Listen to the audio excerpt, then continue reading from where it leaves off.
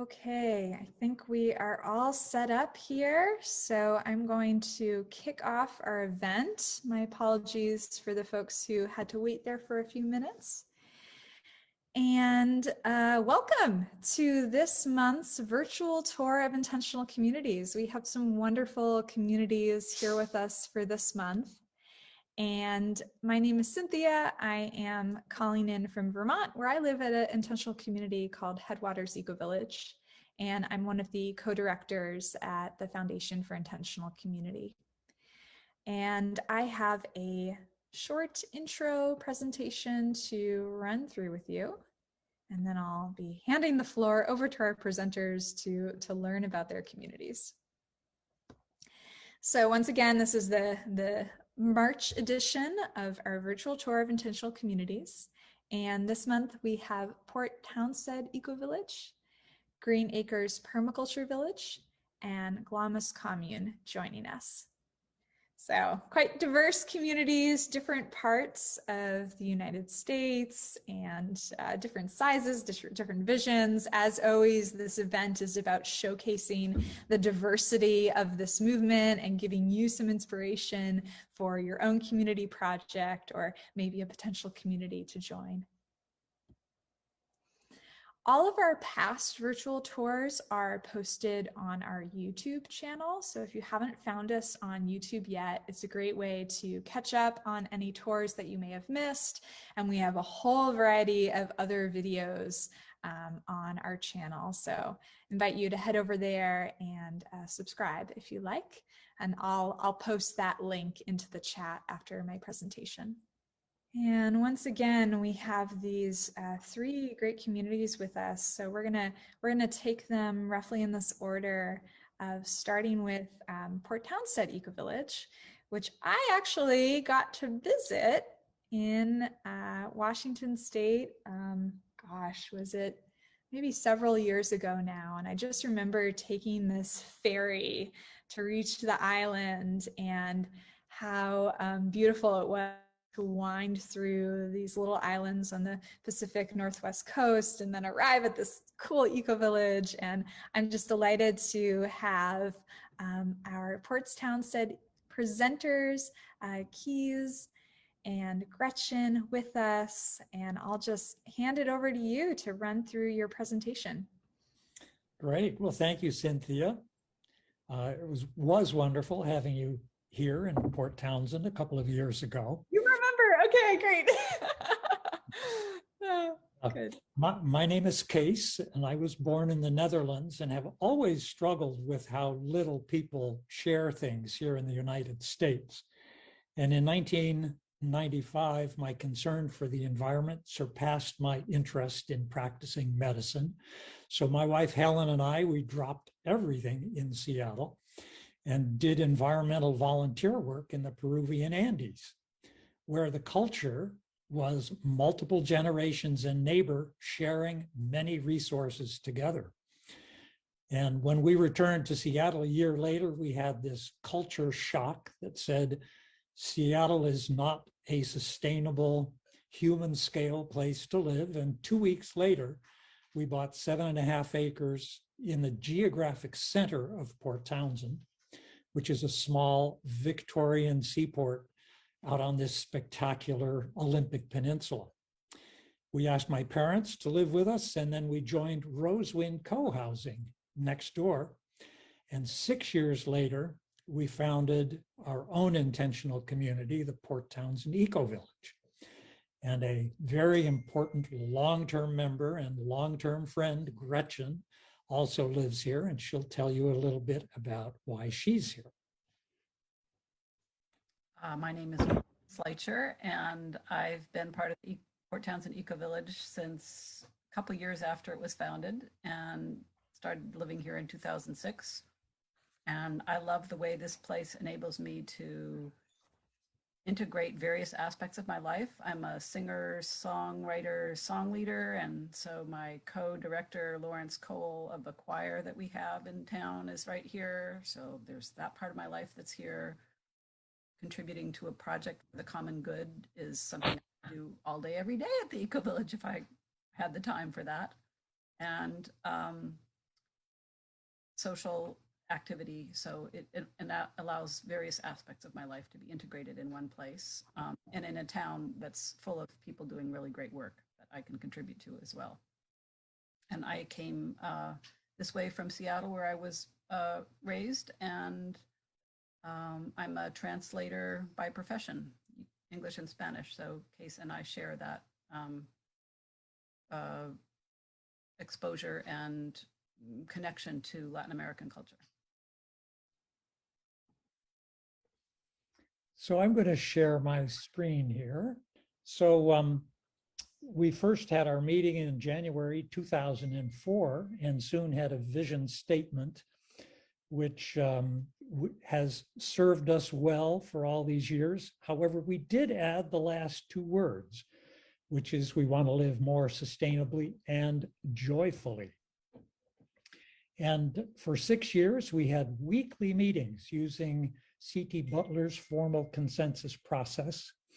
And we explored different ownership models, including things like limited liability companies, community land trusts, and limited equity housing cooperatives, but eventually had to settle on a more traditional homeowners association so that our potential members could access conventional loans.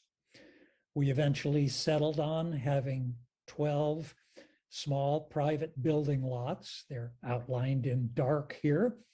And then in the center, having a common house, a shared owned duplex for rent, and also a common shop.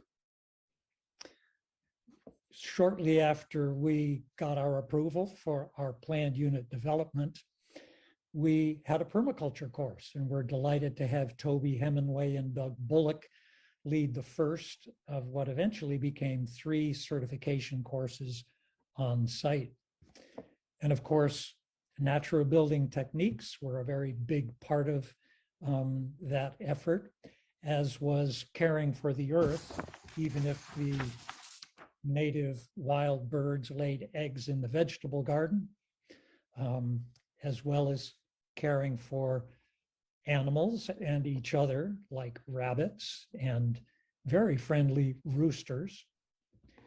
And of course, sharing the surplus, as is part of the permaculture norm. What we're looking forward to is finishing our common house, which is 2,200 square feet. And we still have some work to do, both inside and outside. We want to get back to celebrations, including celebrating as soon as the pandemic is over. I'd love to see us get back to zucchini car racing and other ways to celebrate the harvest and other festivals. We'd love to get more honey from our bees and pollination services, and of course, more eggs. We have long worked on getting compost, and we won an award at the local fair for our compost. Started doing it by hand, but now we've really upped our game by using Ramona the Kubota to help move large quantities of manure and leftover food waste. Because after all, we want to sequester carbon in the soil, and we want to grow lots of garlic and other produce. Other future possibilities include going back and having some more animals on the land again, as we have had occasionally in the past, as well as sharing electric vehicles. Love to see more bicycles, although our bicycle racks are often full. Love to go back to eventually leading more natural building workshops and having community get-togethers where people from neighboring communities come and we share talent shows. And of course, one thing we'd like to see less of is noxious weeds, and our noxious weed guru is showing a very innovative way to get rid of some of them. We have many different methods of trying to live more sustainably. One of them includes earth-burn structures like this small bedroom that our son built before the eco-village was even started.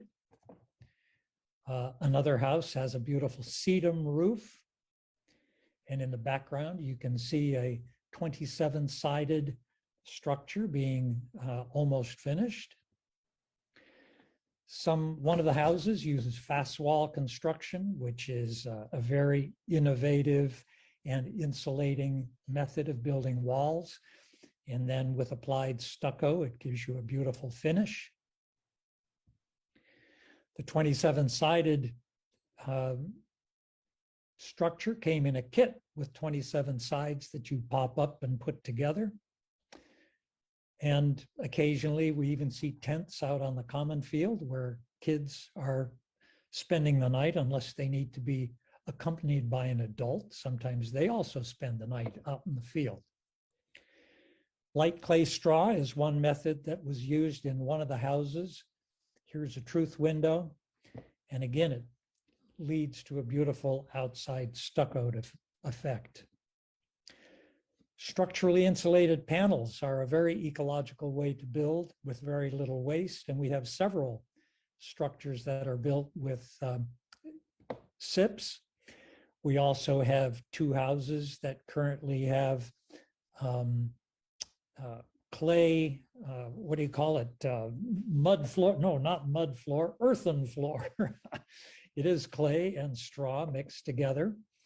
It's labor intensive, but can give you just a beautiful natural floor finish. And we have a couple of trom walls on site to gather more energy from the sun. We share a 3,600 square foot pole frame building that we didn't put up. It's amazing how the people who specialize this can do it effectively, but it gave us a large building to which we can attach a nice greenhouse. The upstairs gives us a place for gatherings, parties, kids' room, and storage. And in the downstairs, we have a beautiful shared shop with a saw that if you try to cut your finger on this table saw, the blade disappears into the table saw and it saves your finger. So you can't cut your finger on this table saw. And then we share other things as well, including a mail room. And this allows for greater interconnection in the mail room, the common laundry room, and the shared parking area. Organizationally, we used to use formal consensus. Now we use consent. And we have also gone to the sociocratic organizational method, which allows for something that looks fairly complex, but it allows lots of interactions between different groups and hopefully spreads out some of the decision making. We have multiple ways in which we try to make things more affordable. We have relatively low rental rates. We have discounts available. We have loans for those buying in or building. We have no annual assessments because currently those are covered by rental income. We encourage home occupations, and on home resale, 2% and some of the profit goes to the eco-village. There are multiple ways that you can actually be a member here. One is to own a house and a full lot. This is Gretchen and John's house. Another is to own half of a duplex. And this particular duplex half is currently for sale. And for anyone who buys it, they would have the pleasure of living next door to the Max, one of the wonderful families we have here. Another way that you can own here is to own a tiny home. Actually, they're not that tiny. They're small, I would say, 400 square feet. And the third one is being built here, and this is on leased land. So you own the house, but you lease a small portion of land from the eco-village.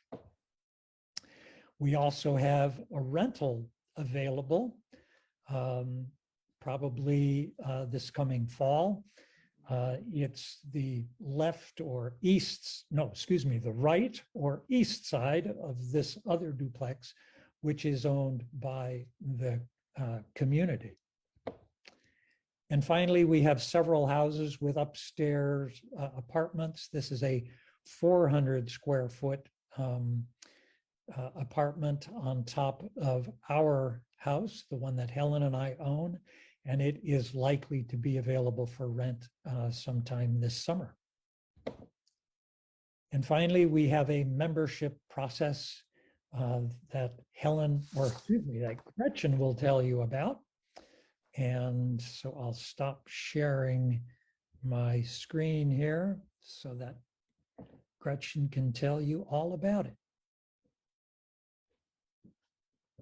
So I've been on the membership team for many years, and what we require for people to join the community is, first of all, to contact us by email. You can get that on our website, peruse the website. Then we ask people to come for a tour and look at the land and have a chance to interact with people. And that is followed by a get to know you period, in which folks can come and participate in garden work parties on the land, and have a period to find out if there's mutual interest. And once mutual interest is established, we go to the application phase, and you get a packet with a questionnaire, and we have a process by which people are interviewed by people in the community who are interested in participating in that interview process. And if you are chosen, you come and become a member of the EcoVillage, where we have both, all people can be decision makers if they come through a process around decision making. And once you're here, you're assigned a buddy who helps you with the initial integration phase. And so that, in just a few brief words, I realize we're probably over time, is our membership process. If there's anybody who's on this call who's interested in potentially coming to live here, please take a look at our website, which is ptecovillage.org, and peruse it in great detail and contact us, and we'll get back to you. Great. Thank you so much, Gretchen. That was very sweet for me personally, just to go back and see all those gorgeous buildings. And Gretchen, your home is just so beautiful. Wow. I love the like you can see the mountains kind of on one of the gable ends now. All right, great. Well, that's ptecovillage.org. That's the website. And I'm sure there's lots more information there. I see we do have some questions, so I'm going to take a few questions from the Q&A box. And if there are more questions, please, folks, put them in the Q&A box, or feel free to raise your hand. So let's see. There's a question here. What is fast wall construction made of? Fast wall construction? You want to respond to that, Case? You're muted. Sure. Fast wall is they're concrete blocks, but rather than full concrete, the concrete is impregnated with wood particles. So they're very, very light, and they're very insulating. And then they also have inside the concrete block, or the fast wall block, and it's spelled FASWALL. It also has some insulation inside of those, each compartment. And then you fill it with concrete. That's correct. Gotcha. Oh, cool. Neat. Let's see. How many residents do you have, and what portion of your residents are children? We have 42 members right now, and of them, I was going to say 10, but a baby was just born here. 11 are children. And we have, so from newborns to some teenagers who will soon be off, one of whom will soon be off to college.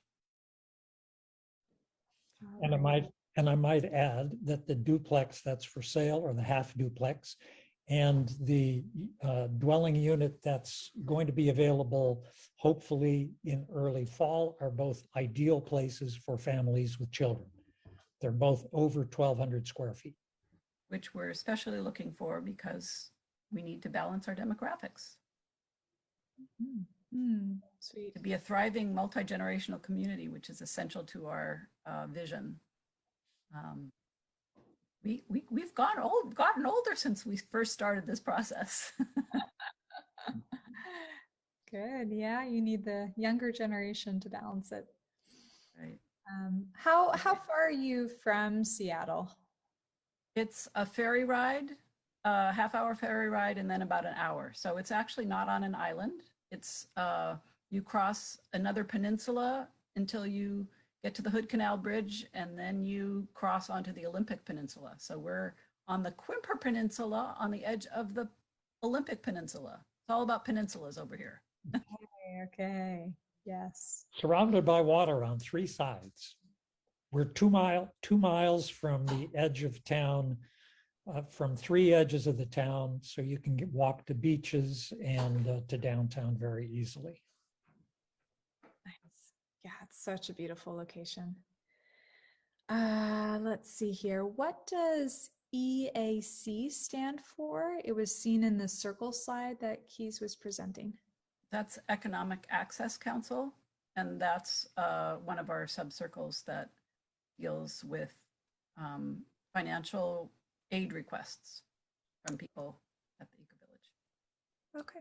Discounts available through a process for people who need help buying in or help with specific economic needs.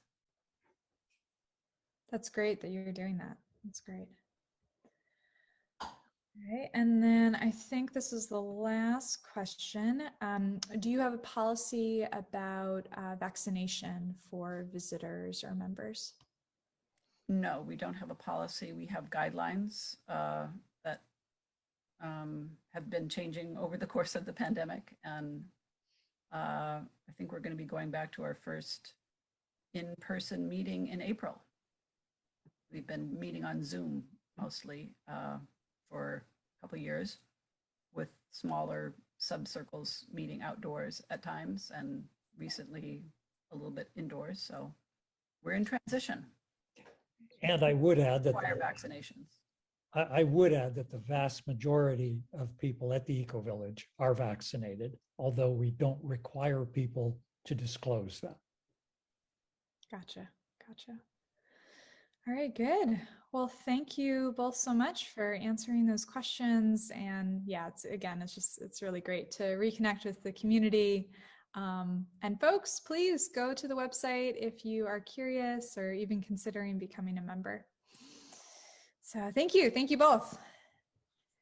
Now we're gonna travel from Washington over to Indiana to hear about Green Acres Permaculture Village. And we have Anne with us to present. Anne, do we want to try once more with the sharing screen? See if it'll work this time, or how are you feeling? I don't think. I mean, I've tried 3 times, so okay. I think forget it. Yeah, you're going to hear, but you're not going to see. Just imagine a college town, the suburbs of a college town, and 3 homes that are adjacent to each other in a kind of one on a corner and the other 2 adjacent to those, that are, that used to be rentals for students. And I bought one of them when my husband wanted to go to law school in 2003, and he died 3 months later. And so there I was in this town. I'm from Wyoming. I used to live in a yurt community, which is really my preference is to be in something more simple. But in any case, he died and I didn't know what I was supposed to do, but then it gradually, I decided I'd stay, and I didn't know anybody, but I decided I'd stay here. And then I took the permaculture course in 2005 and 6, and I was like blown away. It's like, oh my God, we've got to save the earth, and this is how we can do it anywhere. You can always do permaculture anywhere. So I became a convert to permaculture. And then a guy that lived in one of these 3 houses, I didn't own all 3 houses at that point. He said, why don't you buy the house next door, buy the one on the corner, it's for sale. And and I was still pretty new at this. You know, my whole life has been live below money as far as possible until I got here. And then I had this legacy from Jeff, my husband, and I was determined to use it in a good way. And so that's what I ended up doing, was buying both those houses, the one next to it also. So we have 3 homes, as I said before, and I'm still the owner of them. And then it was, you know, it changed from having rentals that were just people that rented from me to being a community. And that was a gradual process, starting with a community garden that we had workshops on to learn how to teach permaculture by workshops through actual professional teachers, not me. I didn't know what I was doing. I had taken the course and it taught me how to think differently. And that was really important to me, to learn how to think in this totally systematic, interconnected way where everything's connected to everything else. And so it really, really drove home to me how important that understanding is, that we're not separate. We are definitely part of one giant web of life. And let's show that to the world. Let's show it in our actions. Let's show it in how we live.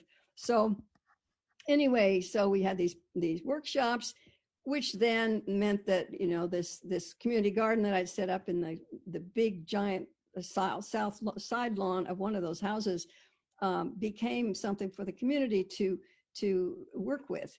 And then we started to have events there, like dinners and you know, solstice event on the garden property in this corner area. And then it became, over time, it became a the gardening part became a subset of the community part, which just developed naturally. And we started to realize that we were a community, not just a neighborhood that is sharing a garden, that the community was probably the most important thing, that the social permaculture, in other words, the connections that we have to each other, and then how we learn from the land below us. And that was kind of our motto, is growing community from the ground up. And it's interesting because I've been here now, we started, the whole process began in 2009. It's been what in permaculture is called now an emergent design. In other words, it wasn't something that was figured out to begin with at all. And we're still feeling our way, actually, even though it's that long. It's been 12 years since that time. We're still feeling our way. And I'm the kind of person who likes to stay informal. I'm not really oriented towards formal structures. And probably at this point, at some point, this place will need one. But so far, it's managed not to. And what we really are, I think, more than anything else, is a template for the young people around here, the students around here, and the people that are connected to them, to see a different way of life. When people come into the internal space, so there's all the lawns now are gardens with paths between them. So it's all interconnected, all 3 properties. When they come into this space, I have heard so many times, it's another world. It's another world. It's not the disconnected, separate, you know, how isolation is something that is built into suburbs. We don't have to have it that way. All we have to do is reimagine it, retrofit what's already here by reimagining how we can work together, live together, share all sorts of things. In this community, anybody who lives here is free to walk in any of the houses, even though the people that are living in the houses, and you can only have 3 people because of zoning laws here. So there's only 9 of us, but you can only have 3 in each one. And so each house has its own way of operating. And then there's a larger way that all 9 of us share. So we're a template that I think other people have already started to mirror in their own ways. It's very small. It's very potent, however, and it's been, I counted them up the other day. Like, I'm almost 80 years old now, and I started this when I was 65, something like that. And I think there's probably been 45 people through here since I began, okay? And these are young people usually, but definitely it's intergenerational. Some people stay one person stayed 10 years. She was the person that really got the garden going. She's really good at it. And Another person stayed 5 years. And then one young, very young 21-year-old last year, she stayed 7 months. It was very restless 7 months, but she was wonderful while she was here. It's like, I recognize that young people not necessarily want to stay where they are, especially during this very tumultuous period. And so we try to make it so that it's a welcoming place. Hopefully some stability can be maintained, at least on a cultural level. And I think that's probably my job, is to just create a frequency and keep that frequency alive, and hopefully stronger as time goes on, of allowing people to be completely and fully themselves and yet share some things in common. For example, our twice a week work parties, to make sure everything gets going in the garden. We have a greenhouse. We have 2 greenhouses, actually. We have a garage that's going to be turned into a maker space. We had a CSA 1 year, but we haven't had anybody that was willing to really do it since then. It takes a lot. You have to make sure that the people that are in your CSA get your best vegetables, you know, and that's no fun. But anyway, so we basically, the place has been for us, and then if we have surplus, we'll give it away. We also have sold seedlings. However, we have a huge greenhouse, and so we sell seedlings also. It's sustainable in the sense that it pays its way. The rent, I'm the owner, so I'm a capitalist in the sense that I own the land and I own the structures.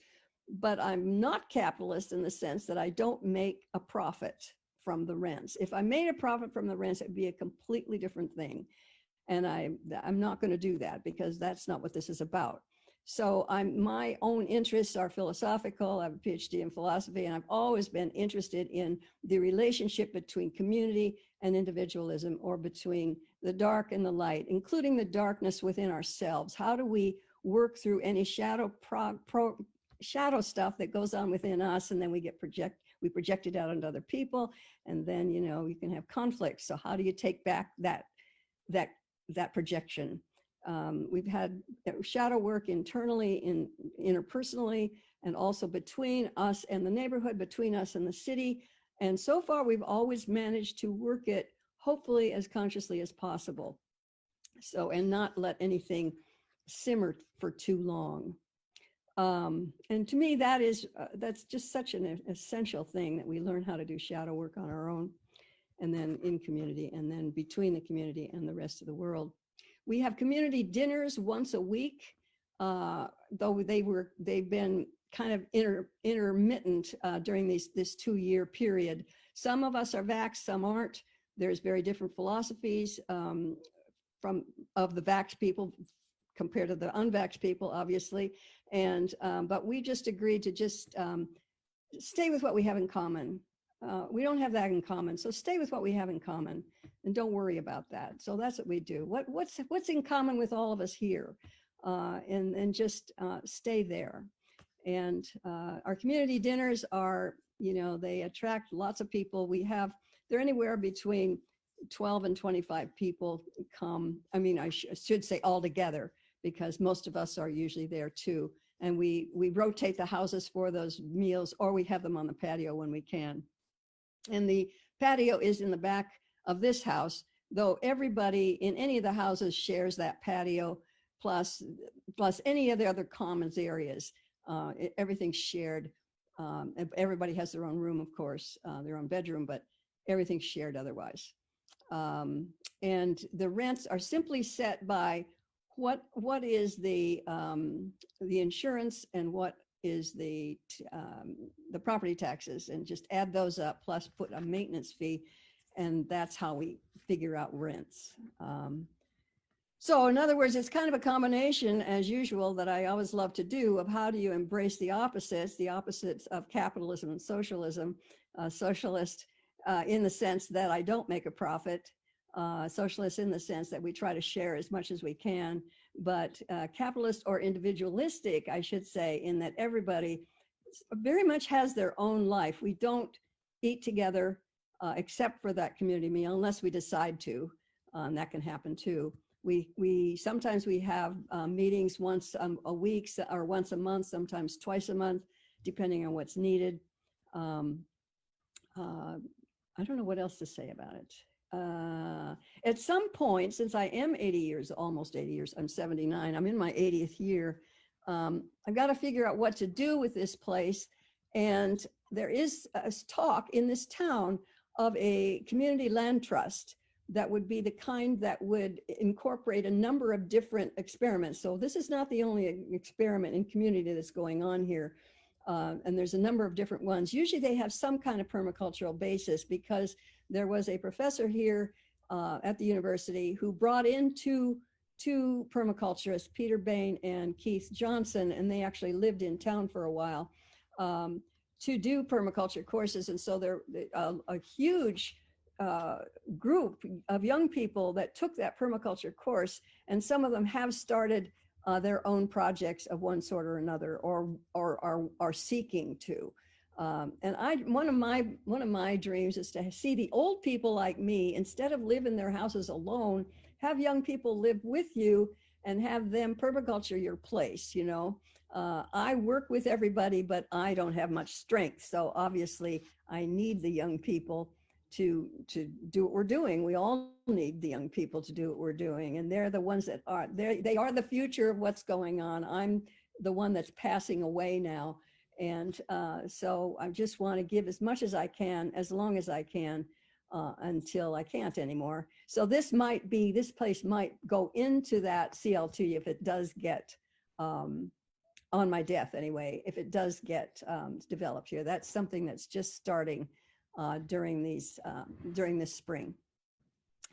So that would be and how would you come into this place? Usually it's been through community dinners. People just come and you know, became obvious informally sooner or later that the person would want to be here and that we'd want them here. And then so it became more peculiar during the last 2 years, where we didn't always have our community dinners. And but now we're going back to them starting on April 7th, and I think it is, and on a Thursday night. And so we can again go back to that very informal way of people coming into this community. Okay, have I done enough? That was great. Thank you, Anne. Yeah, thank you.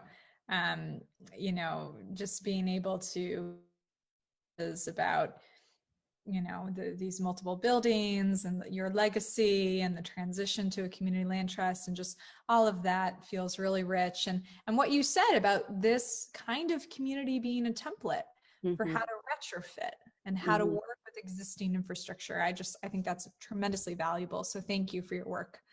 And sorry we couldn't share the screen. I'm just technically challenged.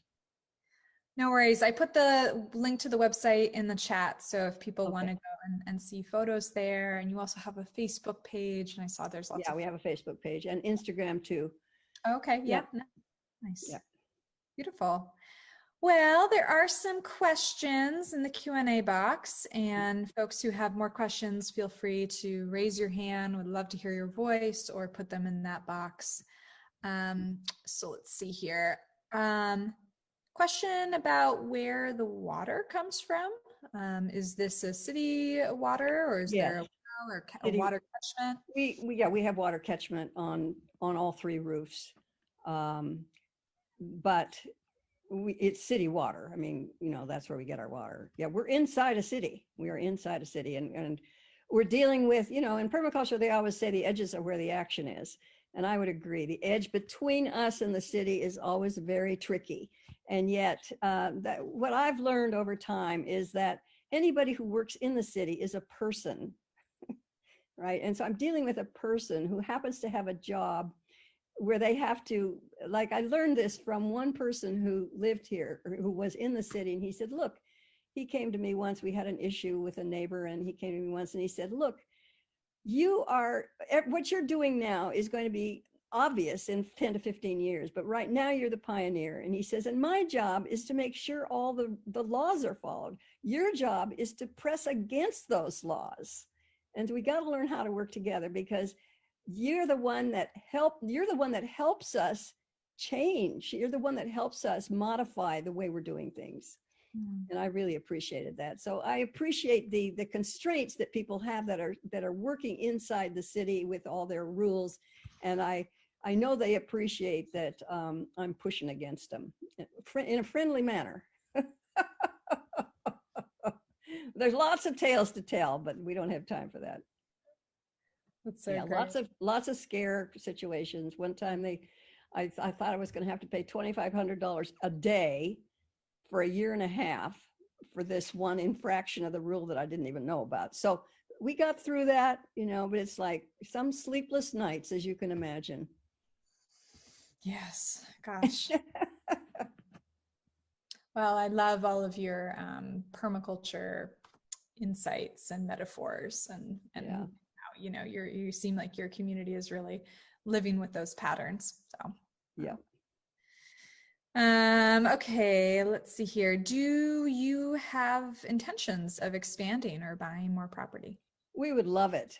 It's not going to be me. It would have to be other people that do that. My vision would really be to see this entire neighborhood, which has 446 homes, so it's big, and it's right adjacent to the university. And you know, there was a map of that in my presentation. Unfortunately, we can't see it, but I would like to see it. If people would buy, if people that live adjacent to each other, for example, would start farming the alleyway between them, you know, start there, start small, some action that shows intent, and that will show you what to do next. Just start with some little thing, just something itty bitty. It doesn't matter what it is, but you just find yourself moved to do that. I found myself moved to get 2 roommates. That's how it started here, really. 2 roommates, because I was in a 2,500 square foot house by myself, and I thought I could cut my energy footprint down 2/3 if I had 2 roommates. And that's how it began. Just with that, right? That little bitty intention of, you know, being responsible for my environment, being responsible to the whole as an individual. It began with that intent. Great. Oh, that's inspiring. Yeah, if only more people who have the means could invite in roommates, and that's how it all begins. Yeah. Yeah. Oh, great. Okay, well, thank you, Anne. Thank you for sharing, and yeah, again, appreciating all of your work. And now we will go to our final community presentation. We have Rin and Cicada who will be presenting about Glomus Commune in New York State. And welcome to both of you. Really excited to learn about your community. Thanks. Let me get my screen shared. All right. Boop.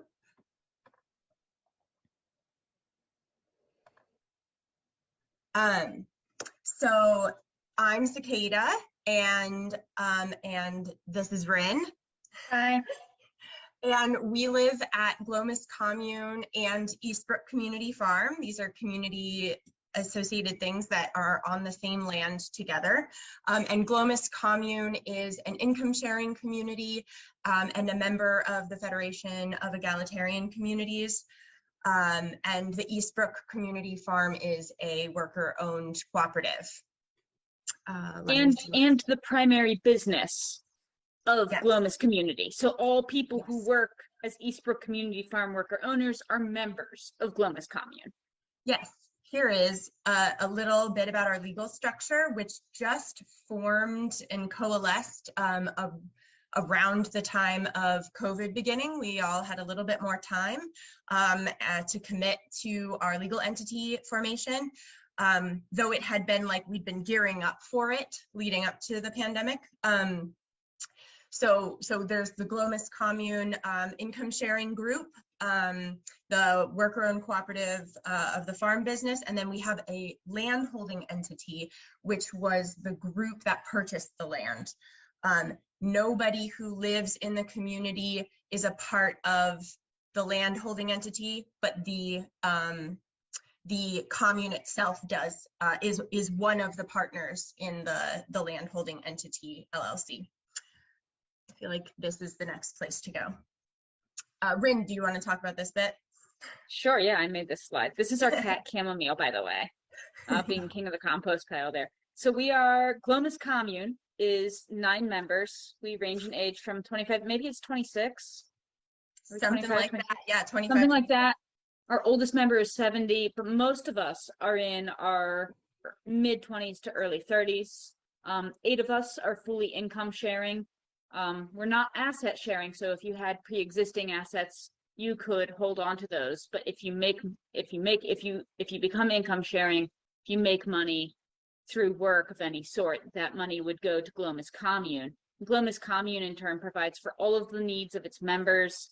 For example, food, medical needs. Glomus Commune pays to upkeep the buildings, to make infrastructure improvements to the land. And we also save for members individually in exit funds to help people if they're ready to transition away from our community, and also personal development, which is kind of like saving up for larger expenses you might have if you need to take a large trip, if you want to learn to do a new skill, you want to go to a workshop, that sort of thing. We are members of the Federation of Egalitarian Communities, which is a small group of intentional communities, which includes Twin Oaks Community, Acorn Community in Virginia, and also Eastwind Community in Missouri. So through the FEC, we get to go on Lex trips and to visit those other communities and to have them come here and help us with our projects. And Lex means labor exchange, where it's largely Twin Oaks based, but it's just like labor as currency. Labor is currency between communities. And then just a little bit about our land here too, the land that Glomus Commune inhabits. We have about 92 acres. About 12 of those acres we're using actively agriculturally, either in pasture, in hayfield, or in garden. And all of our water is provided by 3 springs on the hillside behind our house that are tapped. That's all of our agricultural and our house water. Here are some buildings that are on the land. On the left is our beautiful farmhouse. Most of our members live in the farmhouse. We also have a little outbuilding that other people live in. On the top there is our big dairy barn. Our land was a dairy farm for 100 years, would be an easy guess, something like that, before we got the land in 2016. And then below that is a barn. It was animal barn, and that we are using as a large shed and animal support structure, and hopefully future infrastructure plans to come. We like to call it the mullet building because it's got a party in the back. That blue is on the back side, and business in the front with the white siding. So I'll just a quick little history of my involvement in the community. I arrived in 2018, which is about 2 years after the land was acquired by our founder, Sarah, who no longer lives with us. And it was started as a farm, Eastbrook Community Farm. And the goal was to have a working market garden and to become a community slowly. And the center of the community is this farm, and that we grow delicious food and share it together. So this farm business was 1 or 2 people kind of co-managing, and then in the last couple of years has really coalesced. So we now have 6 full worker owners, about 4 full-time gardener farmers. We have been no-till from the beginning. Now we are incorporating, we're kind of like no-till lasagna, sheet mulching, that kind of stuff. Now we're incorporating more cover crops, a little bit of solarization, things like that. We've added animal management of the garden beds really intensively since Rin has arrived at the community. We have a CSA, we sell at farmers markets, wholesale restaurants, and to personal chefs in the area. The farm business's vision is to stay as local as possible, to feed ourselves incredible, diverse, delicious, nutritious food, and then to feed as many families that are local to us as possible through CSA, through the farmers markets. There's a lot of farms in our area that sell to the city. We're 4 hours away from New York City, and we just really want to increase local food access as much as possible. Can I put in a note there, Cicada, that we've also been working on economic access to food in this region through sliding scale in our CSA, primarily, but also through mutual aid shares to low-income people, and increasing food access in the area is absolutely a goal and an important thing to us. Absolutely.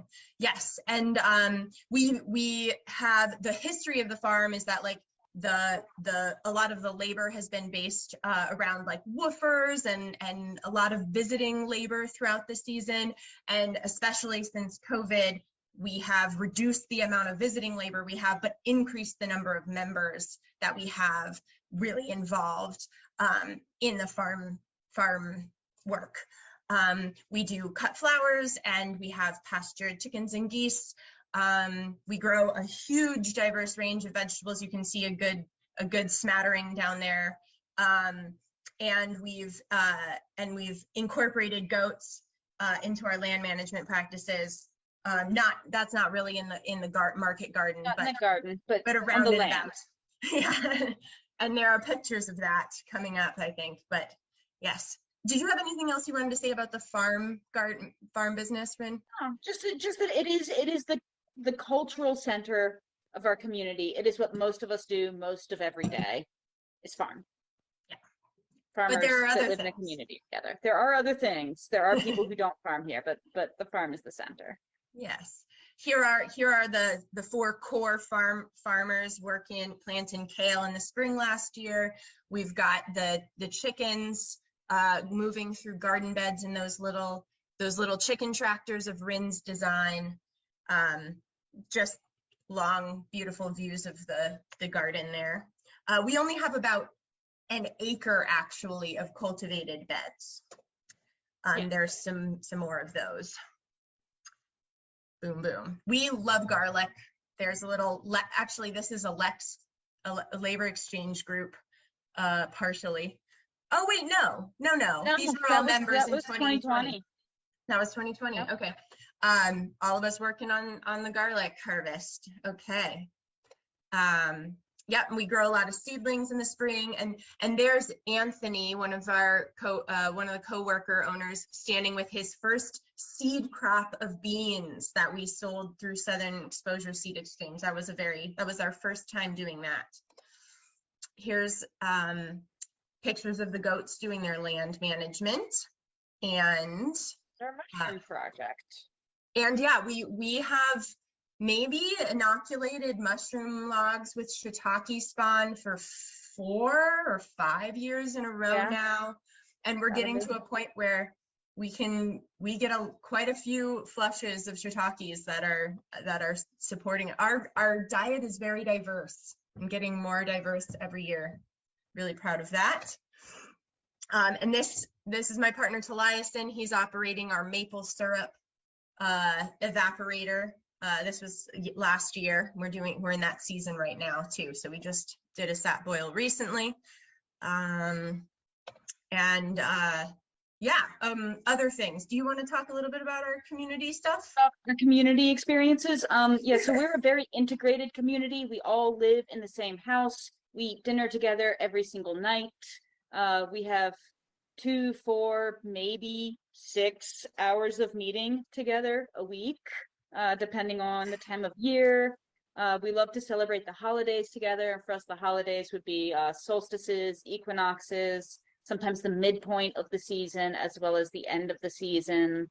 You can see here another beautiful picture of our cat Chamomile, making sure that we don't play cornhole. Right. And food is really the center of all of our celebrations. Food is central.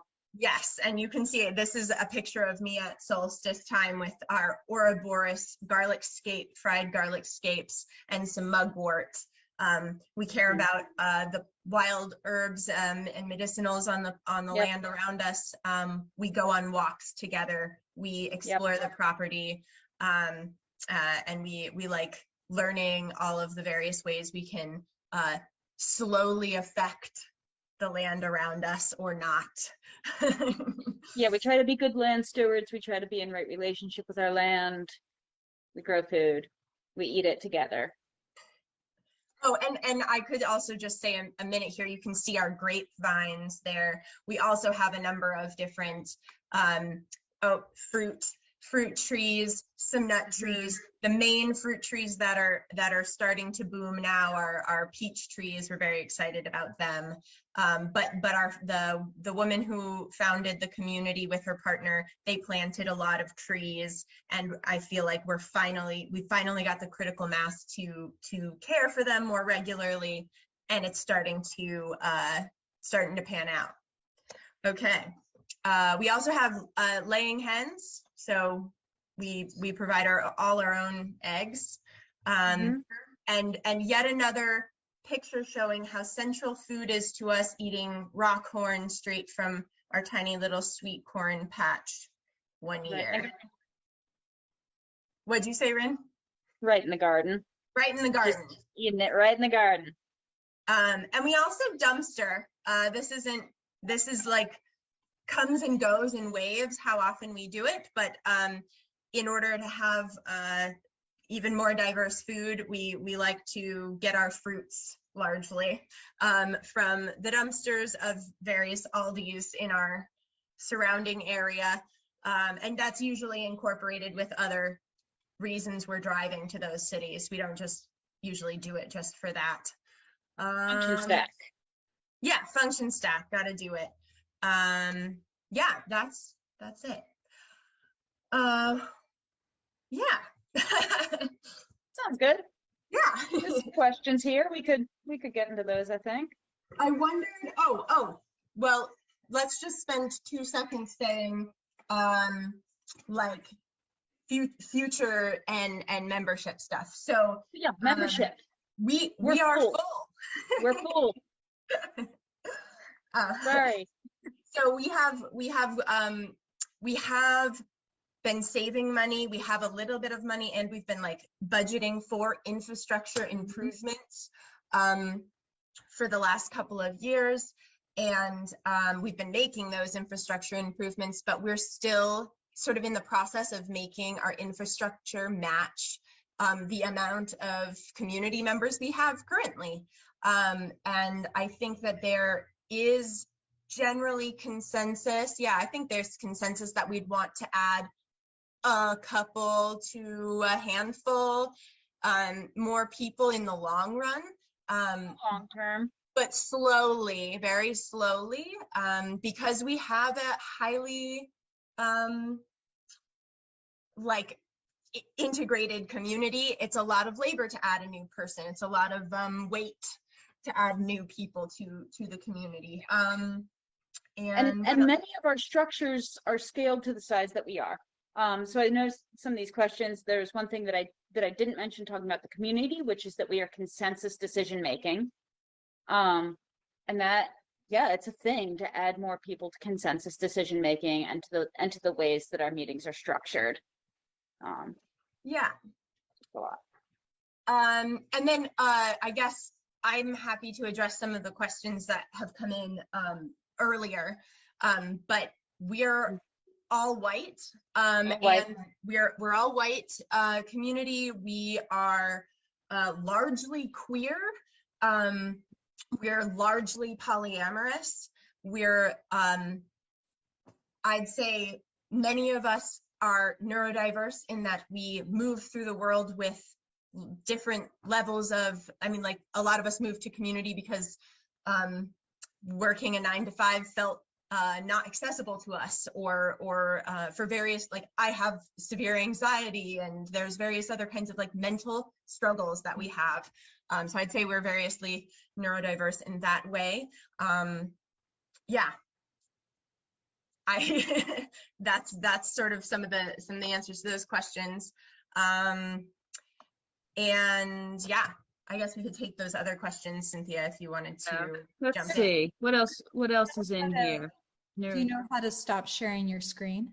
Oh, right. There they are. Thank you. No, just so we can see both of you when you're answering. Yes. What is exit fund?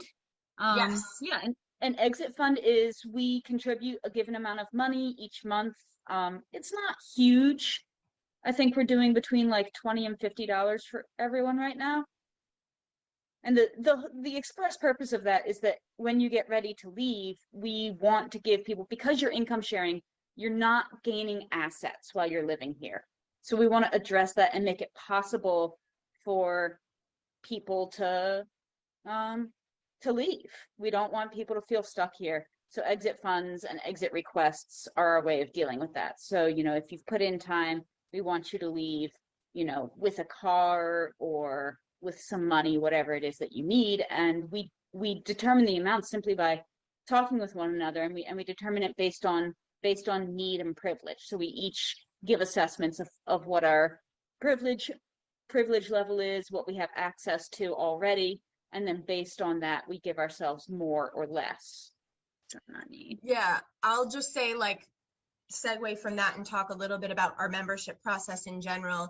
It's highly, it's got a lot of levels and a lot of layers. We have people visit, you get involved with us in some way, you visit, you know us, you ask a lot of questions and answer a lot of questions, and then after you live with us for a period of time, which involves clearnesses and check-ins, we have these sort of like disclosures, financial disclosures and privilege assessments, and we talk about all the ways that our incomes and our needs and our budgets are all gonna like line up.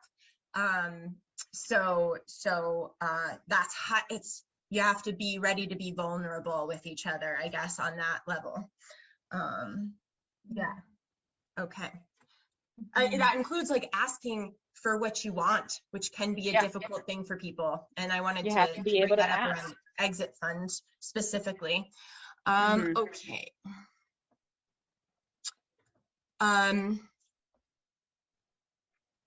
So someone asked, how are woofers housed? So right now, visitors, we have limited housing available. And so right now we're asking, we have 2 people coming in to work on the farm with the farm business this year. And for the shoulder seasons when it's not lovely out, we have some inside kind of bunk room spaces that are public, semi-public spaces. But we're kind of at that point where visitors are hopefully tenting. We have 5-6 tent platforms around the property, and we're possibly going to make one of those like a little 3-season shack this year. We'll see how that goes. So yeah, that's how visitors stay with us. Nice. I think you have answered a lot of the questions. I think, did you touch on the length of the membership process? Someone says 6 years seems excessive, would seek to understand the context. Oh, I think they're talking about 6 hours. Oh, that's 6 hours. Okay, 6 hours of meeting would be like, we have 2 hours, we have a 2-hour house meeting every week. And that's like, what projects are going on, who needs help, how are we all feeling as people? And then you might have a 2-hour comm dev, and comm dev is community development. That could be like, what are we going to do to increase our infrastructure around water needs, you know, or whatever. And then there could be 2 hours of garden meeting. You know, there could be 2 hours of business meeting. We would only have 6 hours of community-based discussion if we were having an acute situation. You know, like, okay, early in COVID, we had weeks where we had 6 meetings of conversation, you know, 6 hours of conversation about how we were gonna act. And then I'll also say that like our membership is sort of renewed every year. And so each of us, we're in a little membership meeting time of the year. 3 or 4 of us have our yearly membership meeting in the spring. And so we come with revised roles and goals for the year. What are the ways that we contribute in labor or energy in the community, and what are our goals for the year? And we also do clearnesses with everybody in the community, and those meetings are often no problem 3 hours.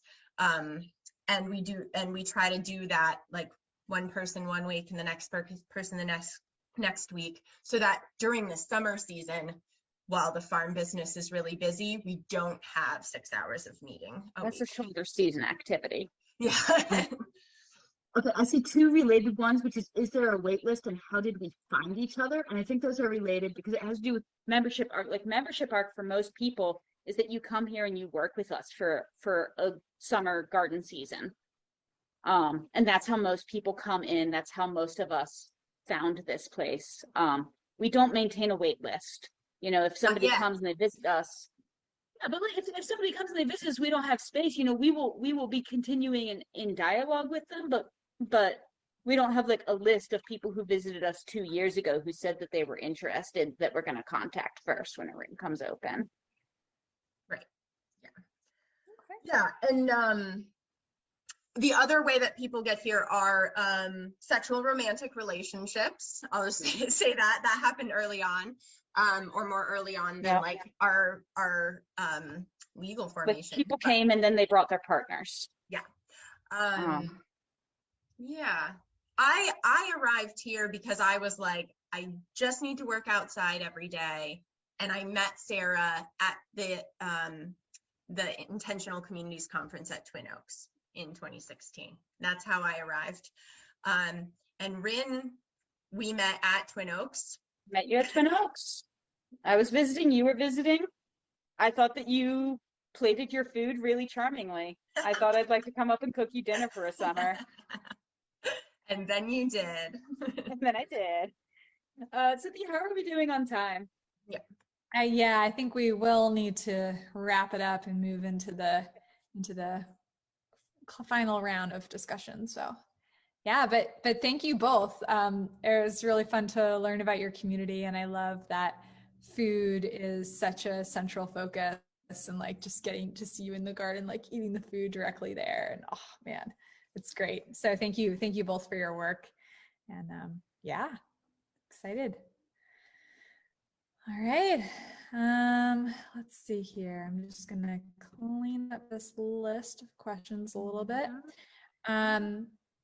Okay, so we're gonna come into now the kind of final round of conversation now with all the communities. So if folks out there have questions that would be relevant for all of the communities, this is your chance to ask those. And I know we have a series of questions from Team Satori. And questions that I think Glomus pretty much answered, but for Green Acres Permaculture Village and Port Townsend EcoVillage, if you could share a little bit about the demographics regarding to race and neurodiversity. I think you all touched on average age range. But yeah, if there's anything you feel comfortable to share about, you know, the diversity in your community, that might be helpful for this participant who is using that as a big factor when deciding where to live. I could answer for Port Townsend EcoVillage. So Port Townsend is a very white town. I just looked up the statistics. It's 90% white, and then 10% other ethnicities, and our community reflects the demographics of the larger town. Currently we have one Latino man here, and other people of various ethnicities that are in the white category.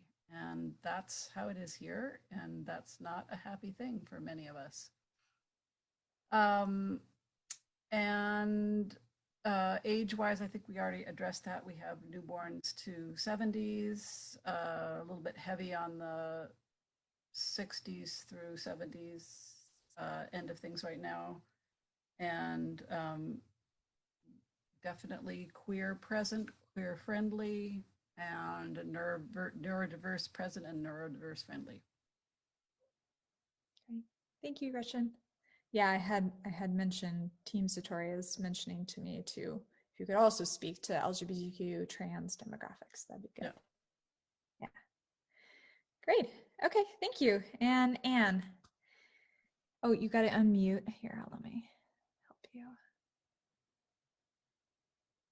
Okay. Yeah, we've also had trans people here and, you know, gay people here. In terms of the neurodiversity, oh yeah. I think everybody's neurodiverse, frankly, in some way or another. And what was the other question? Oh, the average, I don't know if there's an average, but it's like, I think presently right now, there's me, and then there's a woman who's 72, and then there's one who's 40, there's one who's 56, there's one who's, let's see, 26, there's one who's 23, there's one who's 37, and one who's 30. I think that's what it is. So it's all over the map. I would love to see kids here, more kids here. We do have 2 rooms, where a mother and a child could live in. They're large enough, and one of them is already occupied by a woman whose child comes half the time, which is really nice. And we are going to have 2 rooms opening up pretty soon. So that might interest someone, I don't know. But the way we work here is that we live in a place where you go out to work, and it's really unfortunate. That's what I would like to see, is us start up more of our own businesses here in this place and not have to leave to go to work. I mean, that's how it's still working within the existing structure, the existing social structure. But we make the costs so low that they don't have to work as much as they would have had to. Nobody has to work full time here, which is good. What else could I say that might interest people? I don't know. As I said, our way of coming in, we're going to have, by the way, we're going to have a yurt, a 3-season yurt this summer. We're going to finally get one, put it on a platform so that, and when people visit a lot. They're woofers visit, or, you know, people that are just here for a week or 2 weeks. Sometimes they've been in tents. Sometimes they've been in somebody's room if they're not there then. But now we'll have this yurt that will be a 3-season yurt, so that people can come and stay a while. And that feels like, yeah, that's the next step. We have lots of next steps, of course. This place feels kind of like a barnyard. I mean, in a sense, there's lots of unfinished projects that we get to over time. And we're not nearly as structured as the other 2 communities. I really admire the other 2 communities for their structure, totally different kinds of structure, but it's great to see those differences. I don't know if anybody's read the book, The Dawn of Everything, A New History of Humanity. Have you read that book? You've read that book. Okay, this so much reminds me of that. It's like there's just so much possibility with humans. We can do just about anything together, and that everything we do conditions what else we're going to do. And there's no one way, there's no 2 ways, there's all sorts of things, all sorts of ways that humans can relate to one another successfully. And it's so beautiful to see that. Yes, here. Good. I also wanted to throw out there for especially Team Satori, we have this the BIPOC Intentional Communities Fund, which is a fund managed by an all BIPOC council, and they have a website, and I'll put the link in the chat, and they're actually creating a directory of especially BIPOC-led intentional communities. So that might be of interest for you, and just connecting with them as a resource. And let me see, so we have a hand up. And we have about 10 minutes left. So, okay, Gurinam, we'll go to your question. If it's a brief one, I'll allow you to speak. There you Thank are. you. I just wanted to say I appreciated the presentations, very informative, very lovely scope of things. I just wanted to mention that one of my favorite takeaways from this session is to remember that the people who are officials in cities and towns that are, doing all kinds of rules and regs and codes and laws, to remember that they're people too. And I loved that an official said, it's my job to enforce these rules and it's your job to push against them and get them changed if there are new and better ways. So I just really loved that, and I wanted to say it out loud. Yeah. Thank you. Thank you for sharing. Now, I think I'd like to add to that. I think that's really an important concept. And when we initially applied for our planned unit development, there were a number of things that we would have liked that we did not get. For example, gray water systems that don't eventually run into an official septic system, which isn't allowed in the state of Washington. It's allowed in California, but not allowed in the state of Washington. So the local officials, their hands are sometimes tied, even though they might totally agree with the rationale. Mm-hmm. Yeah, one of those challenges of building community. Well, I would love to wrap up with a question for all of you, something I'm hoping you each could answer briefly. I know that many of the people attending this event and who will watch later on, they're somewhere in this search process of looking for community, looking for an intentional community to join.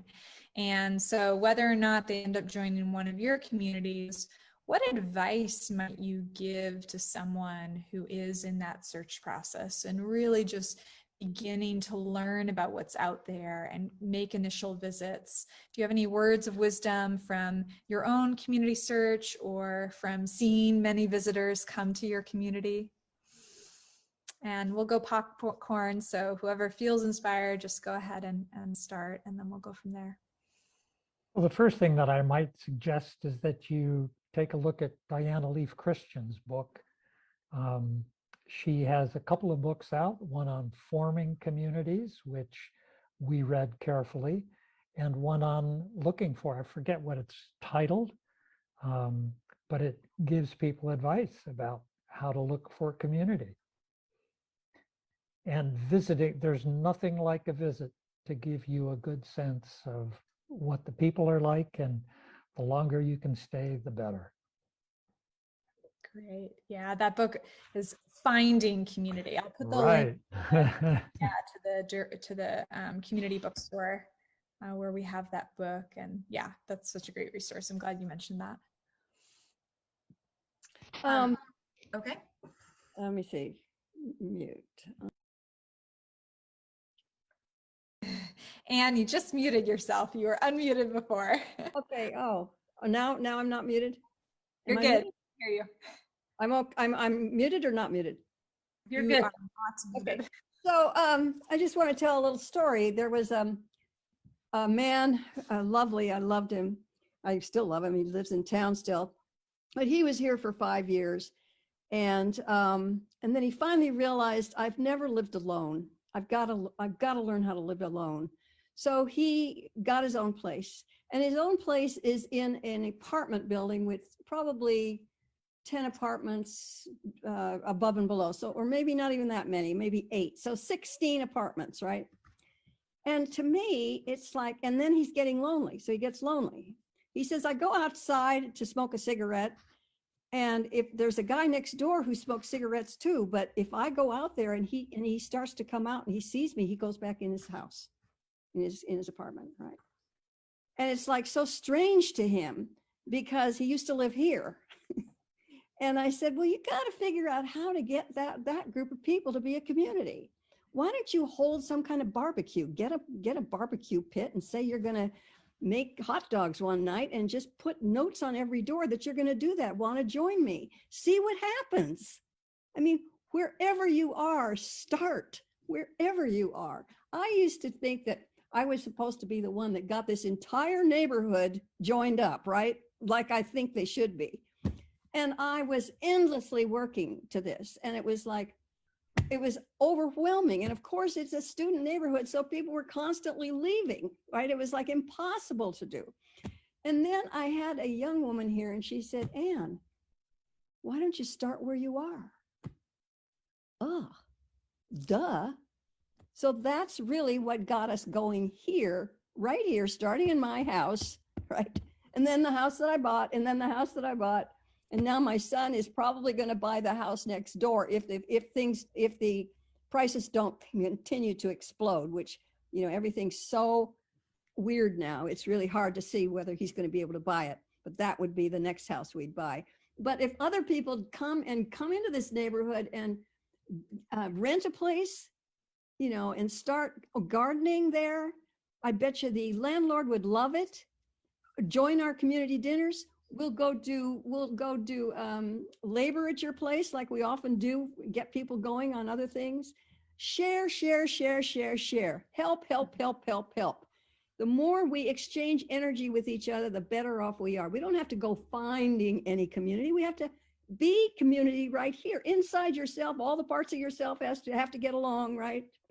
And then wherever you are, like he just needs to get those 16 apartments to recognize that they could at least say hello to each other when they go in the doors. Yeah, beautiful. Thank you. Be community and do it right where you are. That's great. Thank you, Anne. Yeah. I can jump in, I guess. So I definitely tend to tell people to visit as many communities as you can, and like, especially people who are interested in founding community, I'm like, don't just start there. Like, you have to visit communities before you'll know, even have like a good idea of what you want your vision to be. You got to see what's already out there and what people are already doing. My biggest recommendation is to go to the Intentional Communities Conference at Twin Oaks, if they have it someday soon, hopefully. And that's usually in August or beginning of September. So hopefully if that starts up again, that's a great resource. Visiting Twin Oaks is a fairly useful process.